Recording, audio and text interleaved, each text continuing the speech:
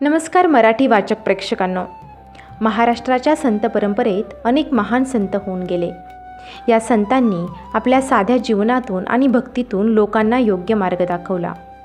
आज आपण अशाच एका साध्या पण महान संतांची कथा जाणून घेणार आहोत, ज्यांनी शेती करतानाच भक्ती केली आणि ज्यांच्या भक्तीने देवही त्यांच्या शेतात आले।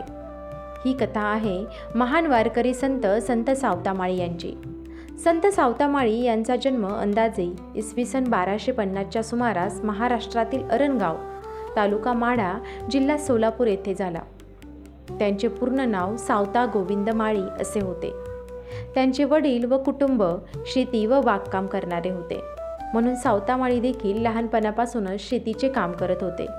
ते अत्यंत साधे, शांत व प्रामाणिक स्वभावाचे होते, पण त्यांच्या आयुष्यातील सर्वात मोठी गोष्ट म्हणजे त्यांची भगवान विठ्ठलावर असलेली अपार भक्ती।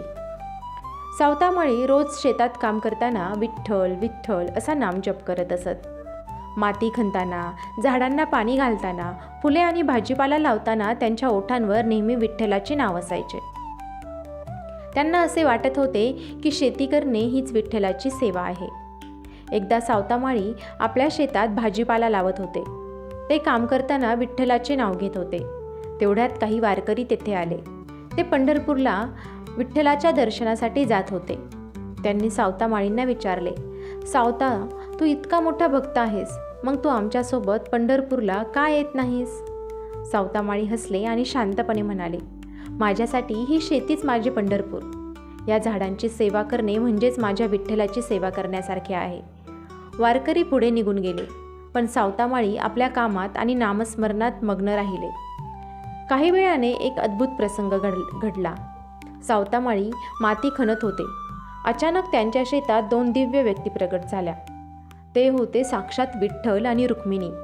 सावतामाळी कामामध्ये इतके मग्न होते की त्यांना सुरुवातीला कळालेही नाही। जेव्हा त्यांनी वरती पाहिले तेव्हा त्यांच्यासमोर स्वतः विठ्ठल उभे होते। तो क्षण पाहून सावतामाळी भावुक झाले। त्यांच्या डोळ्यात आनंदाश्रू आले। ते नम्रपणे विठ्ठलाच्या चरणी वाकले। तेव्हा विठ्ठल प्रेमाने म्हणाले, सावता, तू देवळात आला नाहीस म्हणून मीच तुझ्याकडे आलो। तुझी खरी भक्ती मला इथे घेऊन आली। संत सावतामाळींनी अनेक अभंग लिहिले। त्यातील एक प्रसिद्ध अभंग असा आहे, कांदा मुळा भाजी अवघी विठाबाई माझी। या अभंगातून ते सांगतात की साध्या जीवनात आणि साध्या अन्नातही देव असतो। संत सावतामाळी हे संत ज्ञानेश्वर आणि संत नामदेव यांच्या काळातील संत मानले जातात। वारकरी संप्रदायात त्यांना अत्यंत मोठा मान दिला जातो। आजही अरणगाव येथे त्यांचे मंदिर आहे आणि दरवर्षी हजारो भक्त दर्शनासाठी येतात। मित्रांनो, संत सावतामाळींच्या जीवनातून आपल्याला एक मोठा संदेश मिळतो। देव फक्त मंदिरात नसतो। आपण प्रामाणिकपणे केलेले कोणतेही काम म्हणजे भक्ती असते। मनात श्रद्धा असेल तर देव आपल्याला नक्की भेटतो। म्हणूनच म्हणतात, कामात भक्ती आणि मनात विठ्ठल असेल तर देव स्वतः आपल्याजवळ येतो। जर तुम्हाला ही कथा आवडली असेल तर व्हिडिओला लाईक करा, चॅनलला सबस्क्राईब करा आणि ही कथा जास्तीत जास्त लोकांपर्यंत शेअर करा।